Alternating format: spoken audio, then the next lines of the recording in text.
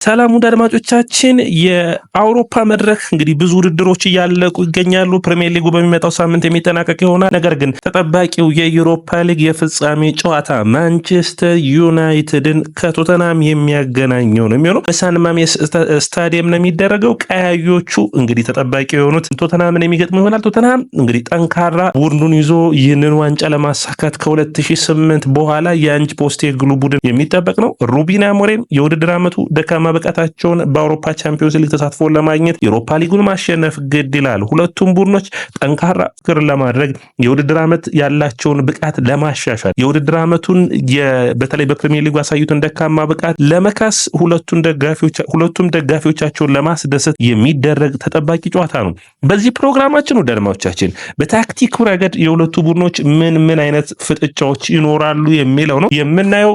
በጣም ተጠባቂ ጨዋታ ነው። በታክቲኩ ረገድ አንጅም ሆነ እንዲሁም ደግሞ ሩበን አሞሪም የማያርፉ ብዙ ታክቲኮችን መለዋወጥ ደስ የሚላቸው ናቸው። በአውሮፓ ሊጉ ሁለቱም ቡድኖች ጥሩ ጨዋታዎችን አሳይተውናል። የአንጅ ፖስቴኮግሉ ቡድን ጠንካራ የነበረውን እንግዲህ ፍራንክፈርትንና እንዲሁም ደግሞ ቦዶ ግሊምትን አሸንፎ ነው የመጣው። በተቃራኒው ማንቸስተር ዩናይትድ ሊዮንና ቢልባውን አሸንፈው እዚህ የደረሱት። ስለዚህ የዋንጫው ፉክክር የዋንጫው ጨዋታ የሚጠበቅ ነው የሚሆነው። የውጤት ግምታችሁን አስቀምጡ ለአድማጮቻችን። ይህ ያያ ስፖርት ነው። ላይክ፣ ሼር፣ ኮሜንት፣ ሰብስክራይብ ማድረጋችሁን አትርሱ።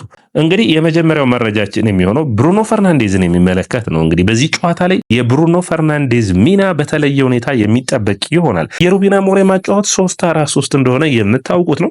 የእግር ኳስ አጨዋወቱ ጠንከር ያለው የተሻለ የሆኑ በሁለቱ ዊንጎች በጣም የሚያጠቃ በሁለት ኢንቨርትድ 10 ቁጥሮች የሚጫወት ሁለቱ አማካኞች ዲስትሮየር እና እንዲሁም ደግሞ አንዱ ኳሱን መመስረት ላይ የሚያተኩር የተሻለ የአጨዋወት ስታይልን ለመመስረት ቡድኑ ውስጥ እየሞከረ ያለው ሩበን አሞሪም ነው። ስለዚህ የብሩኖ ፈርናንዴዝ ሚና ምን ሊሆን ይችላል ነው እንግዲህ በማንቸስተር ዩናይትድ ስብስብ ውስጥ አንድ ተጫዋች አለ።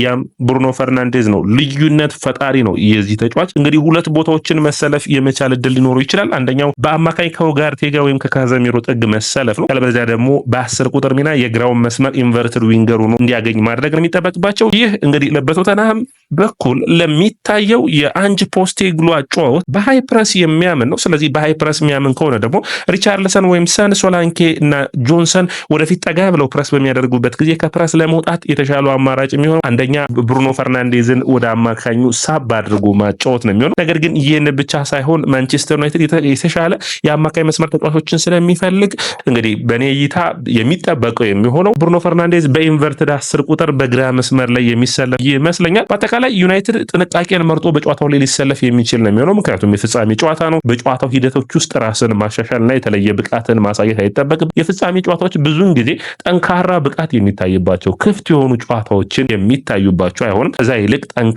ብለው ሁለቱም ቡድኖች በጥንቃቄ የሚጫወቱበት ነው የሚሆነው። ስለዚህ የተሻለ የሚሆነው ኡጋርቴንና ካዝሚሮ ማሰለፍ፣ ከዛ ውጭ ብሩኖ ፈርናንዴዝ የግራ መስመር 10 ቁጥር ኢንቨርትድ ሆኖ እንዲያጠቃ ማድረግ ነው የሚሻለው የሚሆነው። እንግዲህ ትልቅ ኃላፊነት ነው የሚጠበቅበት። ብሩኖ ፈርናንዴዝ ረጃጅም ሹቶቹ ለዩናይትድ የጎል እድሎችን ማምጣት የሚጠበቅበት ይሆናል። ሁለተኛው የሚሆነው አማድ ዲያሎን የሚመለከት ነው። እንግዲህ አማድ ዲያሎ ምን አይነት ብቃት አለው፣ ምን አይነት ፐርፎርማንስ አለው ብለን ለማውራት እንግዲህ በማንቸስተር በሩበን አሞሪም ስር እንደ አዲስ የተፈጠረ የሚመስለው በተለይ ኢታሃዱ ጨዋታ በጣም ድንቅ ብቃቱን ያሳየበት ጨዋታ ነበር። አንፊልድ ጨዋታም ጥሩ ፐርፎርማንሱ ነው። በአጠቃላይ እንግዲህ ከረጅም ጉዳት ተመልሷል። ነገር ግን አማድን ኢንቨርትድ ዊንገር ሆኖ በ10 ቁጥር ሚና ይሰለፍ ወይስ በመስመር ተመላላሽነት ይሰለፍ የሚለው ትልቁ ጥያቄ ነው። እንግዲህ የአማድ የሚሰለፍበት መስመር የሚሆነው ቀኝ መስመሩ ነው የሚሆነው። ማንቸስተር ዩናይትድ በግራ መስመሩ ማጥቃትን የተሻለ ውጤታማ ያደርግለታል። በቀኝ መስመሩ ግን ማንቸስተር ዩናይትድ የቶተንሃም ከፍተኛው ማጥቃት የሚፈጸመው በቶተንሃም ግራ መስመር፣ በማንቸስተር ዩናይትድ ደግሞ ቀኝ መስመር ነው የሚሆን። ያ ማለት የኡንዶጂና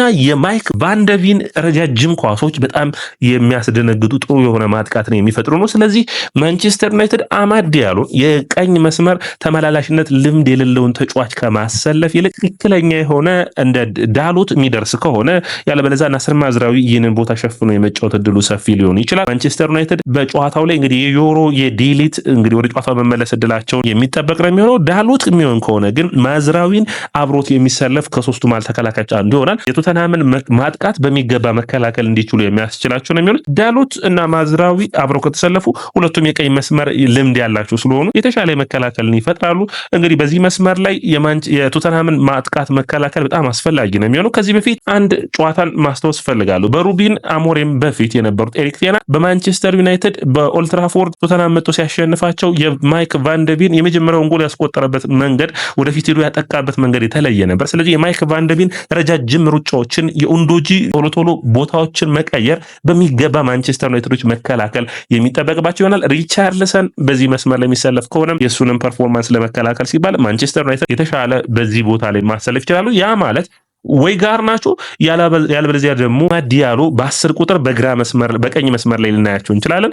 እንግዲህ ጨዋታውን አንዱን አስጀምሮ አንዱ ተቀይሮ ገብቶ ሊጫወት የሚችልበት እድል ይኖራል። የሩበን አሞሪም ውሳኔ የሚጠበቅ ነው የሚሆነው በሁለቱ ውሳኔዎች መካከል። ስለዚህ የጨዋታውን ቅርጽ መቀየር ሲፈልግ ለምሳሌ በጨዋታው ላይ ማንቸስተር ዩናይትድ እየተመራ ከሆነ ሩበን አሞሪም ኃላፊነት ወስደው አማድ ዲያሎን ወደ ቀኝ መስመር ተመላላሽነት ሊያደርጉት የሚችሉበት እድል ይኖራል። ያ የሚጠበቅ ይሆናል ብዬ አስባለሁ። ሶስተኛው እንግዲህ የሚሆነው ዩናይትድ ከስፐርስ ጋር በሚጫወትበት ጊዜ የስፐርስን ፕረስ እንዴት መከላከል ይችላሉ የሚለው ነው።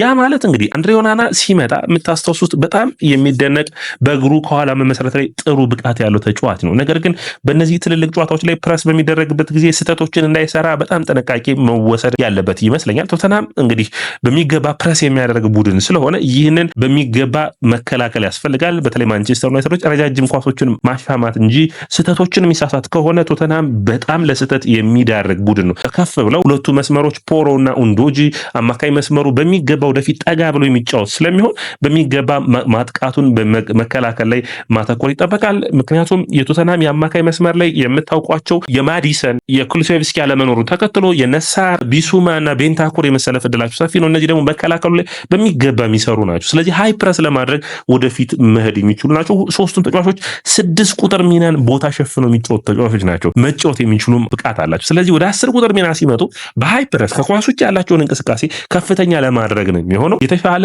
ፕረስ የሚያደርግ ወይም ደግሞ እንደ ማዲሰን ኩሉሴቭስኪ በ10 ቁጥር ሚና ሰንጥቆ የሚያቀብል አይነት ተጫዋቾች አይደሉም። ስለዚህ ይህንን በሚገባ ማንቸስተር ዩናይትድ ከኋላ በሚመሰርቱበት ወቅት ጥንቃቄ ሊወስዱ የሚጠበቅባቸው ነው የሚሆኑት። ከዛ ውጭ ግን አንጅ ፖስቴግሉም በአውሮፓ መድረኮች ላይ የተለየ አጫወትን ያሳዩ ይመስለኛል። ሁለቱ የፍራንክፈርት ጨዋታዎች ከዛ ውጭ ደግሞ በቡሩ ገለሜንቱን ጨዋታ በፕሪሚየር ሊጉ ያላየነውን የአንጅ ፖስቴግሉ ብቃት አይተናል። ምንድነው ያንም ካላችሁኝ በሚገባ ወደ ኋላ ቡድኑን አፈግፍጎ ፕራግማቲክ ሆኖ ይታያል። ከዚህ በፊት የምናውቃቸው ቦታቸውን በጣም ፍሉይድ የሆነ ቡድን ሪስክ የሚወስድ በጣም በፍጥነት የሚያጠቃ በፍጥነት የሚከላከል ሃይ ሪስክ ሃይ ሪዋርድ የነበረበት አጫወት ስታይላቸውን ቀንሰዋል። በአውሮፓ መድረኮች ላይ ውጤታማ ለማድረግ ጥንቃቄን የመረጡ ቡድንን እየሰሩ ያሉ ይመስላል። ስለዚህ ይህንን ለማንቸስተር ዩናይትድም ጥንቃቄ መውሰድ እንዳለበትና ቶተንሃም የተሻለ ወደፊት አጥቅቶ ከመጫወት ይልቅ በሚገባ ሊከላከል የሚችልበት እድል ይኖራል። ነገር ግን ለማንቸስተር ዩናይትድ ጥሩ ምሳሌ የሚሆነው ሌላኛው ኦሊቨር ግላስነርን ማየት ይመስለኛል። ኦሊቨር ግላስነር በቶተንሃምን ስታዲየም ቶተንሃምን 2-0 ባሸነፉበት ጨዋታ ኦሊቨር ግላስነር ከሩበን አሞሪም ጋር በትንሽ ያጫወት ስታይል ልዩነት ቢኖርም የ3-4-3 ያጫወት ስታይል ግን ሁለቱም ያጫወት ስታይላቸው ነው። ስለዚህ ይህንን በሚገባ መቆጣጠር ያስፈልጋል። የኦሊቨር ግላስነር ቡድን 2-0 ሲያሸንፍ ኢብሪች ኤዜ በጣም ምርጡ ብቃቱን አሳይቶ ነበር። ኢብሪች ኤዜ እንዴት ምርጥ ብቃቱን አሳየ ካላችሁ ደግሞ ከማርክ ጉይ በቀጥታ የሚላክለትን ኳስ ከአማካይ መስመሩ ላይ መጠበቅና ኳሱን በሚገባ ማጥቃት መቻሉ። ይህንን የኢብሪች ኤዜን ስራ ደግሞ ብሩኖ ፈርናንዴዝ በሚገባ ቶተንሃም ላይ የሚሰራው ከሆነ ውጤታማ ማድረግ የሚችል ነው። ምክንያቱም የቶተንሃም ቀኝ መስመር የማጥቃት ክፍል ብሪያን ጆንሰን እና እንዲሁም ደግሞ ፔድሮ ፖሮ የሚመሩት በጣም ደካማና ችግር ያለበት ሆኖ ይታየኛል። አንደኛ በሚገባ ፕረስ ያደርጋል፣ ነገር ግን ስፔሶችን የመዝጋት እድሉ ብሪያን ጆንሰን በጣም ደካማ ነው። ስለዚህ የተሻለ ከብሩኖ ፈርናንዴዝ በዚህ መስመር ላይ ማጥቃትን የሚጠበቅ ይሆናል ብዬ አስባለሁ። ትክክለኛው ነገር ግን ትንሽ አስቸጋሪ የሚሆነው ከፓላሱ ጨዋታ ፓላስ ማቴታ ነበራቸው። ማቴታ በጣም ኳሶችን በመያዝ የተከላካይ መስመሩን በማመስ በኩል በጣም ጥሩ ፐርፎርማንስ ያለው ተጫዋቹ ነው ስለሚታይ ነው። ስለዚህ ማንቸስተር ዩናይትድ ከሆይላንድ እንደ ማቴታ አይነት ሩጫዎችን ይጠብቃሉ። ነገር ግን የማቴታን ያክል አይሆንም። በፕሪሚየር ሊጉ ካሉ በጣም ምርጥ አጥቂዎች ተከላካይ በመጎተት ወደ ወደ ውጭ በማምጣት በኩል በጣም የተሻለ ስፔሶችን በመዝጋት በኩል በማንቸስተር ሲቲ ጨዋታ ላይ ማቴታን አይተነዋል። ይህን ያክል ሶስቱን ሀሳቦች ለማንቸስተር ዩናይትድ ካወራን ደግሞ ከቶተናም ምን ይጠበቃል? ቶተናምስ ማንቸስተር ዩናይትድን እንዴት ሊፈትነው ይችላል የሚለውን እንይ። እንግዲህ ቶተናም ከ2008 በኋላ ነው ወደ ፍጻሜ የደረሱት። ዋንዴ ራሞስ ነበሩ ለመጨረሻ ጊዜ ቶተናም ካራባኦ ካፕ አሸናፊ ያደረጉት። ቶተናም ለመጨረሻ ጊዜ በማንቸስተር ዩናይትድ የተሸነፈው በጥቅምት በ2022 ነበር። በዘንድሮ ውድድር ዓመት ሁለት ጊዜ ተገናኝተዋል። በኤሪክ ቴን ሃግም ቡድንም የሩበን አሞሪምን ደግሞ እንግዲህ በሩብ ፍጻሜው በሚገርም ሁኔታ በ4-3 የተጠናቀቀው በጣም ሳቢ የነበረ ጨዋታ በለንደን ስታዲየም በቶተናም ስታዲየም ላይ አይተን ነበር። ያ ጨዋታ ግን ለዚህ ሳምፕል የሚሆን አይመስለኝም። በሁለቱም ቡድኖች በኩል ብዙ ሎጦች ይህኛውን ጨዋታ በጉጉት የመጠበቅ ሂደት ይታያል። በቶተናም በኩል ማዲሰን የለም፣ ኩሉሴቭስኪ የለም። በዘንድሮ ውድድር ዓመት ጥሩ ብቃቱን ያሳየው ሉካስ በርግቬል የለም። የሶስቱ ተጫዋቾች አለመኖር ለማንቸስተር ዩናይትድ በጣም እድልን የሚፈጥር ነው። እነዚህ ሶስት ተጫዋቾች ሶላንኬን አጥቂ የሚያደርጉ ሁለቱም መስመሮች የሚያጫወቱ ቶተናም የማጥቃቱ መስመር ኃላፊነት መውሰድ የሚችሉ ተጫዋቾች ናቸው። ስለዚህ ከቶተናም መከላከልን ልንጠብቅ የምንችልበት እድል ሊኖር ይችላል። ምክንያቱም በአማካይ በኩል እንግዲህ ሊሰለፉ የሚችሉት ቤንታኩር፣ ሳር እና ቢሱማ ነው። ኦድበርት ተቀይሮ ሊገባ የሚችልበት እድል ይኖራል። እንግዲህ ሳር ወደ 10 ቁጥር ሚና፣ ቢሱማ እና ቤንታኩር ሁለቱ 6 ቁጥር ሚና ሊሆኑ ይችላሉ። ከዛ ውጭ ፍላት 4-3-3 ነው ሊጫወት የሚችለው። ያ ማለት ቶተናም በሚያጠቃበት ጊዜ በ5 ተጫዋቾች ሊያጠቃ የሚችልበት እድል ይኖራል። ኦንዶጂ ከግራ መስመር ላይ ወጡ የማጥቃት እድል ይኖረዋል።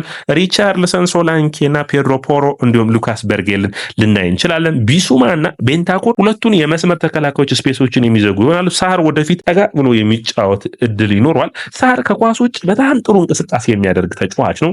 ነገር ግን ከኳስ ጋር እንግዲህ ከኳስ ውጭ ባለው እንቅስቃሴ በእኔ እይታ ማንን ያስታውሳል ካላችሁኝ በጣም እግሩን አዘረጋጉ ያያ ቱሬን የመምሰል ባህሪ ያለው፣ ነገር ግን ከኳስ ጋር ደግሞ በጣም ደካማ የሆነ ብቃት ያለው ተጫዋች ነው። ስለዚህ ማንቸስተር ዩናይትድ በሚገባ ተጠንቅቀው መጫወት ይጠበቅባቸዋል። ውጤታቸውን ማስጠበቅ፣ በውጤታቸው ጋር ወደፊት መሄድ ከማንቸስተር ዩናይትድ የሚጠበቅ ነው የሚሆነው። በአጠቃላይ 5 ነጥቦች እነዚህ ይመስላሉ። እንግዲህ ጠቅላላ አድርገን ስናያቸው የማንቸስተር ዩናይትድ የአማድ ዲያሎ ቦታ፣ የብሩኖ ፈርናንዴዝ ቦታና ማንቸስተር ዩናይትድ ከኋላ የሚመሰርትበት መንገድን ማየት ይጠበቃል። በቶተናም በኩል የተጫዋቾችን መጎዳት ማን ይሸፍኑታል ብለን ስናስብ እንግዲህ አማካይ ክፍላቸው ደከም ማለቱን ተከትሎ በመስመሮች መካከል የተሻለ ሯጮችን ለመፍጠር በጨዋታው ላይ ጥረቶችን የሚያደርጉ ይሆናል። ስለዚህ ጠንከር ያለ ጨዋታ የሚጠበቅ ነው የሚሆነው። ሰላም አድማጮቻችን፣ የያ ስፖርት ነው። ላይክ፣ ሼር፣ ኮሜንት፣ ሰብስክራይብ ማድረጋችሁን አትርሱ።